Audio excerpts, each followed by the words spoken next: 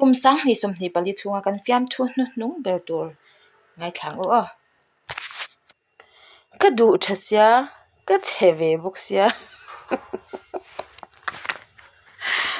ti chan le mai ka du thalem lo o ke chu ka du thasia ka cheve buksia boy thak le mai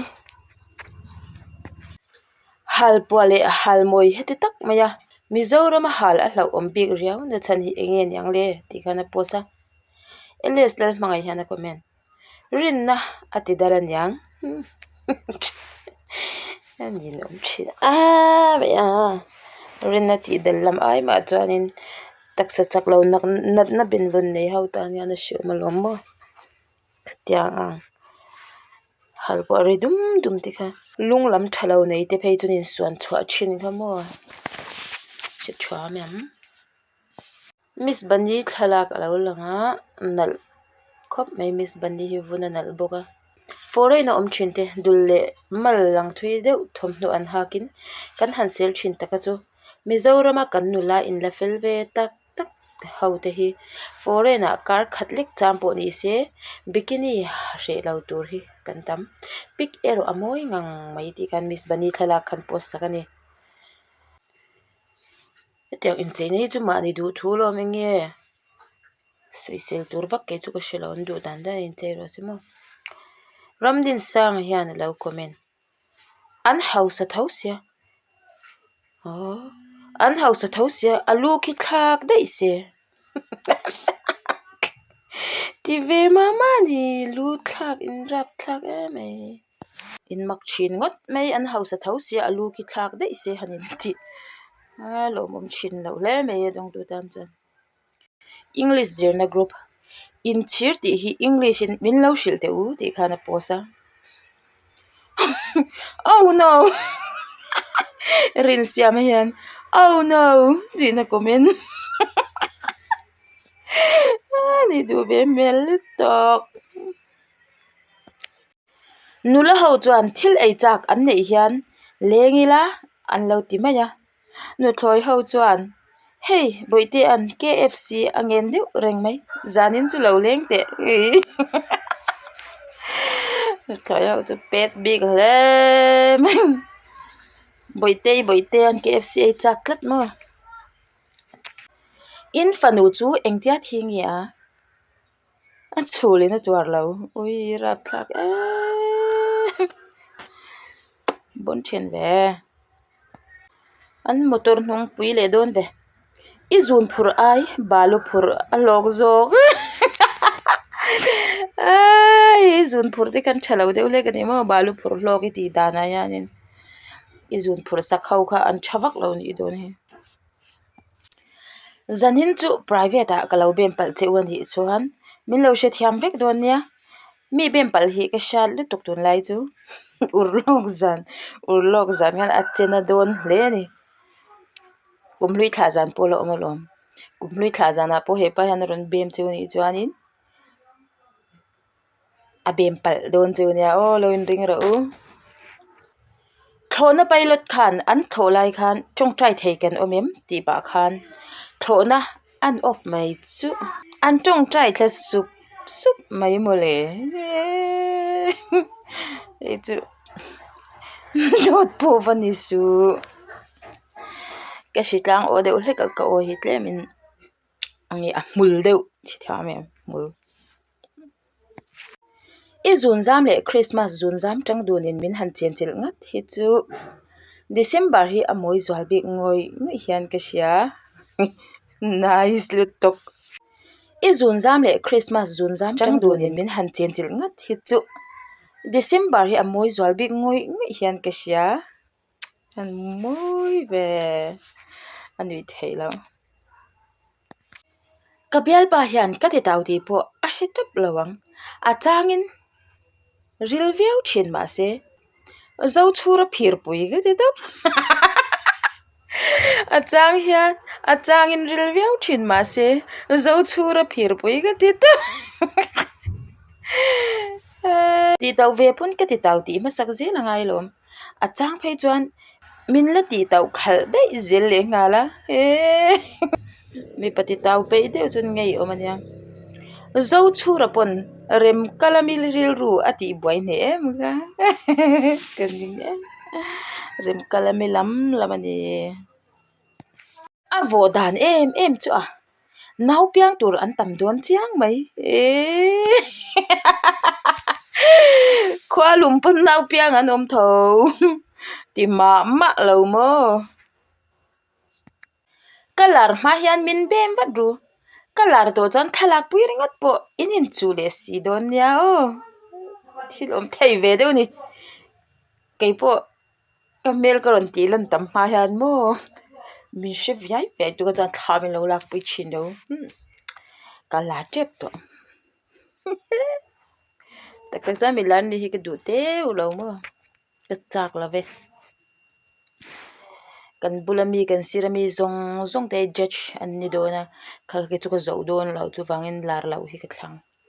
ka do la pil sang zwalin tui pui lianin phai ruang a hnol ati kha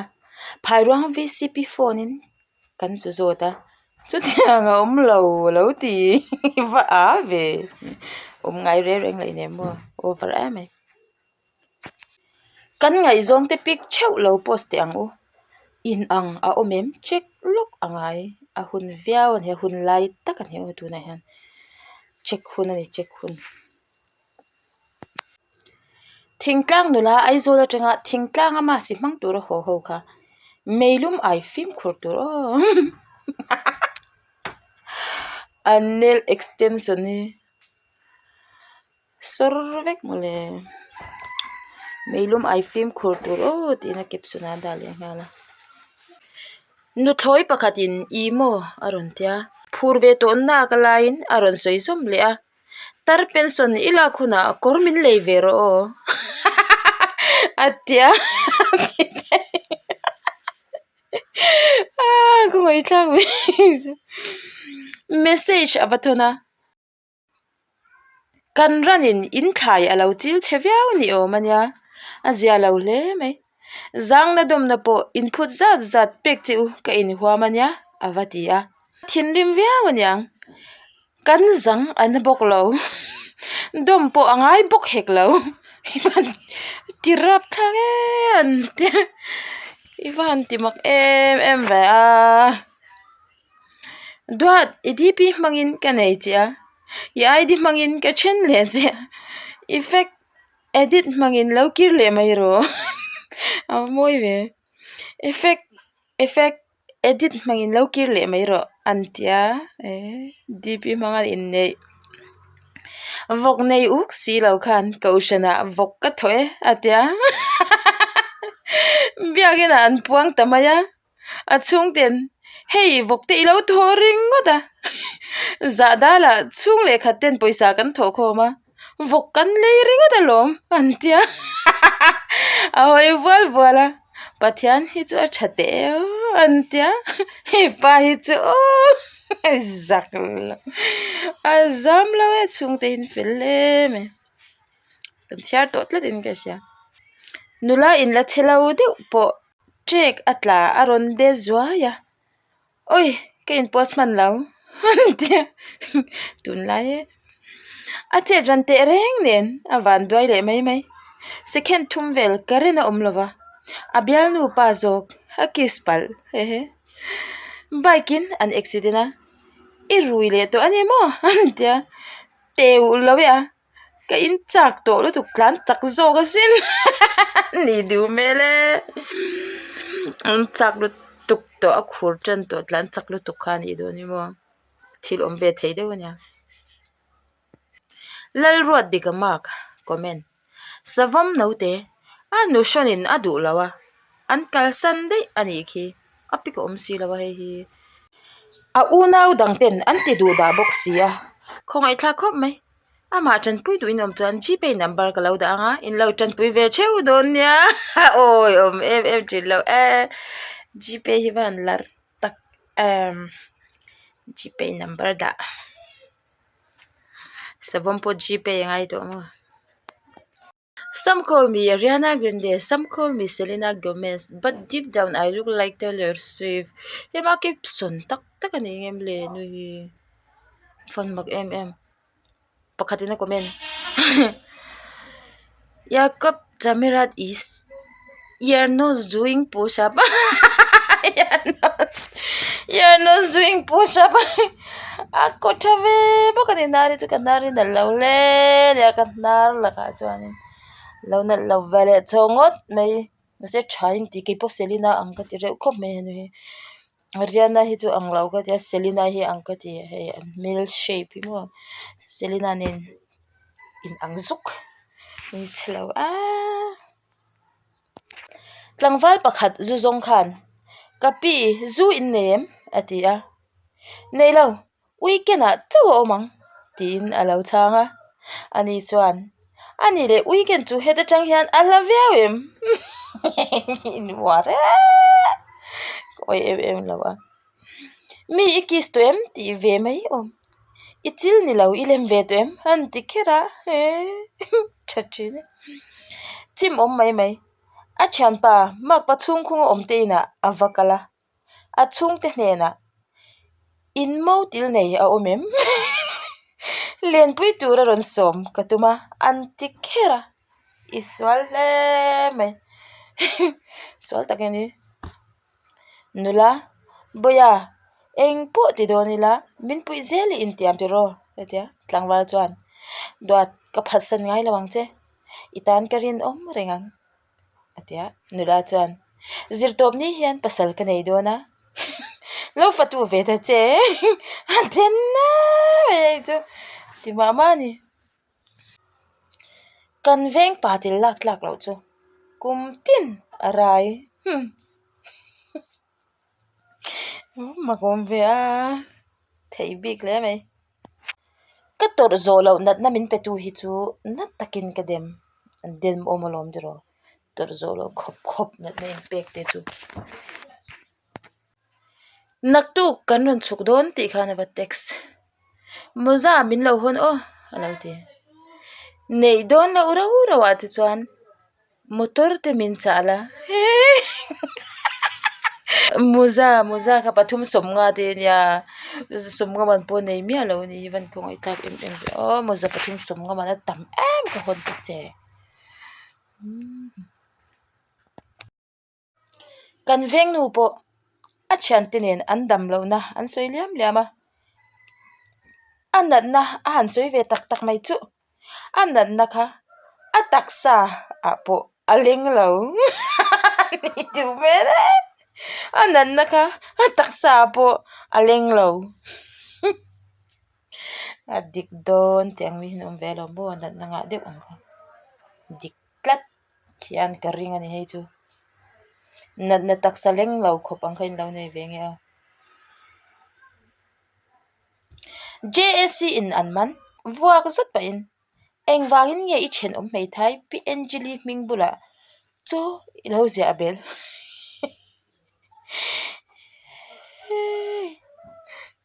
chu zia bel chan chang nge li pi chang nge li ngale beya anman chan la hi bon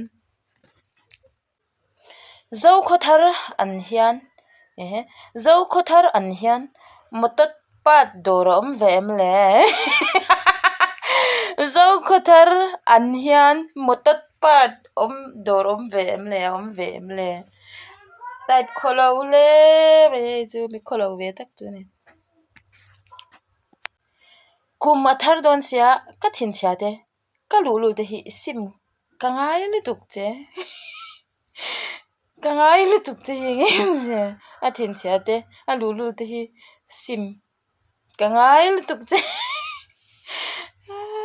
siam lo re renga bena ka thil chha ho chun kholo lom le mai comedian FTH post ani lo lam thleng ngai to atu lo puitling ve an ya anin siam rem me yang te khan post ai ha ani hi ui ha ami pai mel thave anin san hlei ve box siam mo ti dan om zel meng tang chu she tha mem sangte mangai na hi zong dik chia mangai na hi zong phu lo nei lo an te kha ka pik sau hi ring su ataka ka thavak lo nia ti khana vateksa ipik sapo ichialo ipik apo ichialom tidi apik apo chetho taka po chetho bang chi kan i ve pik po chia taka po chia ba buai thlak tak weekend hi label thailo ni mo label thailo a kan venga pu boi chuaka a oma pu boi ti lirin an la kau char pu boi chuaka chuak to na om jaw lo ni boi chuaka enge iril ruwa om antia chuak hantia mithilu menna akal ve a hambui bui chungin kan men chan ber po ming thei to chuang hlei lo ti pain a ho de sin le a kholo we a 99 do shim shim ang he chu ka she thiam te lo men chan ber po ming thei lo ti tu hi mo tlemin atlem ve deu le gang garing tlat ek chuak em in bathroom apan a fa pa alo in thiar si mong hu pa ding kun deu trei chungin lalrin dik min ba sa lo ve an ting wa da ek chuak hi cha kaman lut ai ek chuak hi cha ka she thiam khop mai mo ke hi mi e ka nia ke thei em mo chu wang mi ek chuak hi ka she thiam khop mai a hun lai chan nui za thlak thin lo nia tiang hi ni li le thum kha jan chu min buk ma sa ni mai puk tu chen om tu em 24 ta gan 31st la ma bak lo buk ang che thian pa nu pui i nei ani mo ka van lom pui lu tuk che o ole ke po ka lo me ma se a thar hlap chu ani lo o chiange tui ku khau chuan calendar hi no pang khoi phak lova da chuan kum thum po a man thei anti ve tlat ui diksia tui ku khau chuan calendar hi no pang khoi phak lova da chuan kum thum po a man thei anti ve tlat tui kok ti kher thin su min vel don ya in mak me min ti ka channel hi ti mual pho in tum ta thian ka she thina chang chuan mo hamak ti ma ni ke korte mong je phel lawin adai kala a ek phel vek a ek phel vek nice lawang min chei lai nan ngai thlapang Spider-Man movie a en nasal tu ka thok thei amo in ti thil om thei ve deu nia o tiang hi thil ni thei deu ni zinga sava ten pathian an faka nang rezai hnoya nap ila suit em ni adik tia fake love I love you you are my life you are my world and fake love ani kerle ina em true love block unblock oi ke ma chia block unblock wai thak me true love a po I love you ti ki om ve tho lom bo ka thian pa pakhat po khan I u de chu fa an nei to em atia la nei lo ti ve mai om a chedei tin a chan le chu char har the mai lengila titu an om thut takin in ready ve rengang in ready ve rengang u in type that thei lai khan min lo is vat ru zana in mu phe roi nuwa kum thar chi nei kum thar chi nei te kha in ron ti leange dik che ron wis nal ro kum thar chi bai min ti tur ho zong kha in mu that thei lai khan bo bazar na tur paisa kan nei ve si lawa chungte bazar hi khol boy sekila ne mai ti khanin status update a Samuel hian lo comment amoni berin hetia iti izakem deulo ka khorau vek boy thak lom veo a urlok zan menu neilevin kan in country ve a khafuk ringon ei edit ani lo chan avarap thak ngai in hem thiam lo le me rap te po rap omalom le mi in min du theina turin ka in thak danglam ve ngai lo kani na anga min pom theilo tu chu ngatan ma ka thilo ti khana posa soma hian comment chu ileng ter do na ni chu leng ter kherlo wang ni na ang angalangam te khami adu an omle tlat mishing kanin ang mia lo the pit stop member hei zo Christmas rai le me background po Christmas zo ka chher che buksia the pit stop member alianate achia acha abuk akol apuya noi achinga thar abia latung mas tui pol lo chi bai vekule abia latung mishing size soi thiam le urlok zana khan in la lak deuh khan zanin chu mi pathum vela in chantir awa chakom em te khati vela true story the pit stop longle lak fal ve ai ble yu pato ke ai jan la do thalaw ke chu choching choching lian tok le lollipop in phun ke do thla to ni zan chu do fu lo na chiang swal chati khir nakum urlok zana chuan thian te chen petu a kawan chang to om pik lo ya kanin ang chia ni kan chang to lowang chang hle ang wa type tu pa kan chang to mya lawang bi ga boy thak ya chen petu a chen reng be khe chu ani dom ve tu mani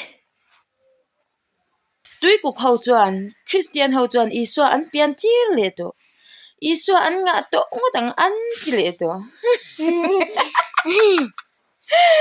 ngai chua chan ni ju ve mel thei bok sia an pian tir po ni lawa tui ku khau chan she chel deu ni tui ku khau in ti zia nuam lo an pian tir lo she chel ve de ole kan yang December ni somni panga thu soi tu in voina tu nge piang kha a han tia no pang hau chuan tu ma an lo ti dual mai chu an nui na sa mole awa buai thak do ve ka chaem chalo ei chak te ka nei em nei chak mai kapulami paisa ka nei em ate ulo hey oi kapulami yan min tibam zo do kapulayan englaw no pang englaw ID kan ti me ka ti ang kan kol kan chen tina we kan kol ring china ka lau chu ve a oi war lau tang box ya kal san du box la bai tlak chang theriao me oi kuma tharanga ka upat belle don ya hui ham ka chiar chur dik nei chu oi bai khak me hei le zwat khati khan de so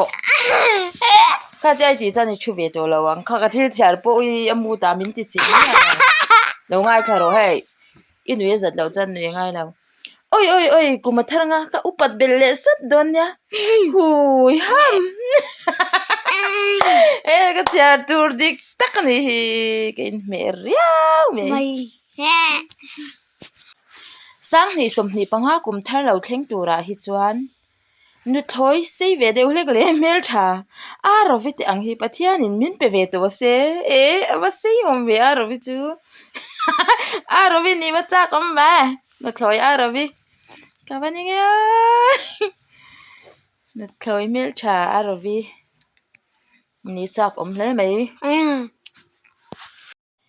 abial lu kha thei paling ko den cheng som man a lei sak ve a oi bial nu nei chu poisa hek du don hle mai ti pain a han hui ha du pa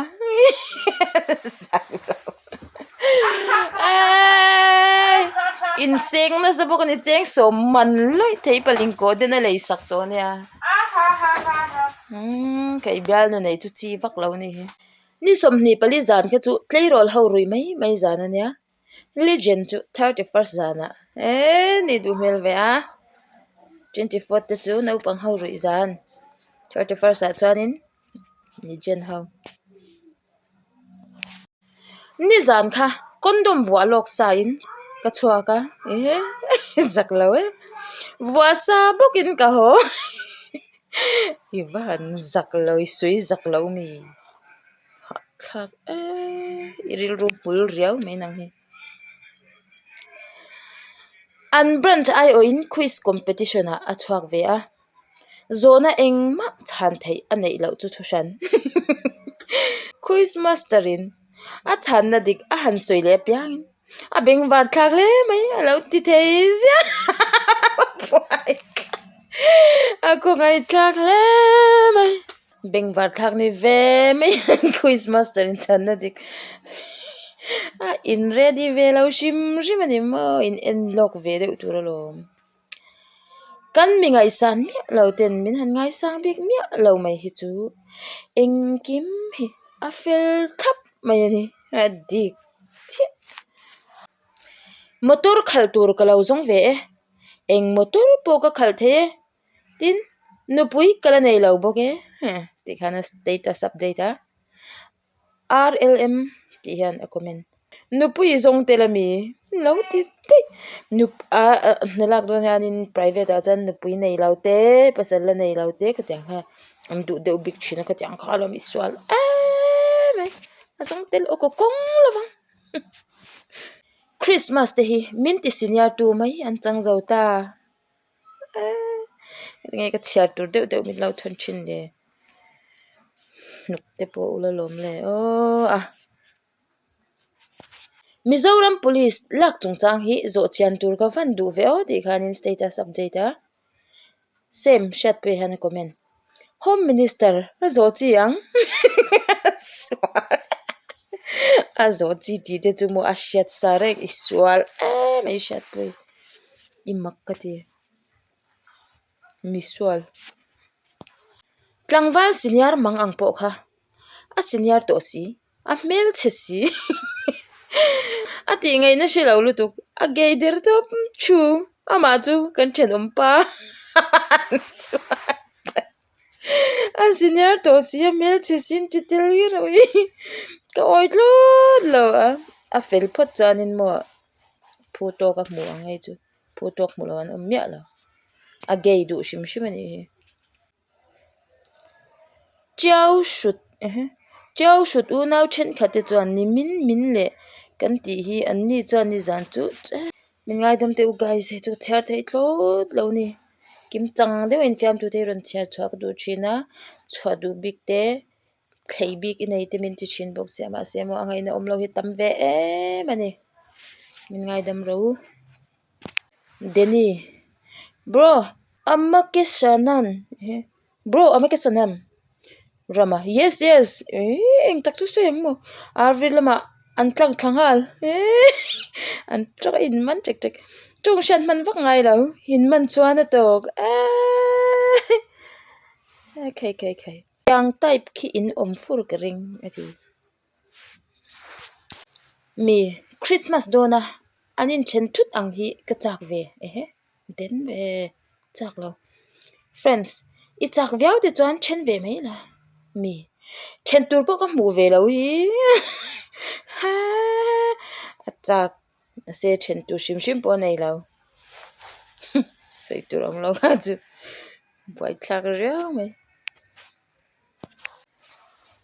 tai te thalak tai te le pui zaina thalak comment na khanin ki sha hi mo du omi 25 yana comment a oi em lo em ma eng chungi le eng chu mo oi lo alo ti pakhat hian a eng chu alo ti anwe za to pakhat hi du omi bok chuan a video le ka comment in milo tang khan video dik lo ka comment ti in se thiam ve mai lo mi sha jamare pakatian lo reply she ve mai lo ka comment so te an ti moi vela ile chapo em niam mak lo dil tu o yom em lo em tia comment a mak aku a reply le nia du omina comment le a reply le enge ilo thin rim ringot hey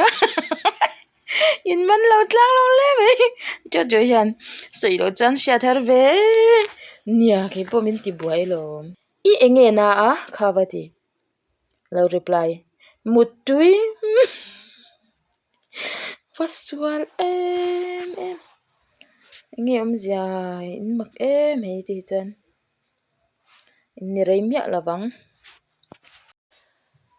oh hetia ang comment tuirial ho buaina chungchang ang Fiamthu shim ka chu engmai ka thiar du lo shim ka da don lo bok ta ni mi 12 thina chungchang a Fiamthu ang ka tiang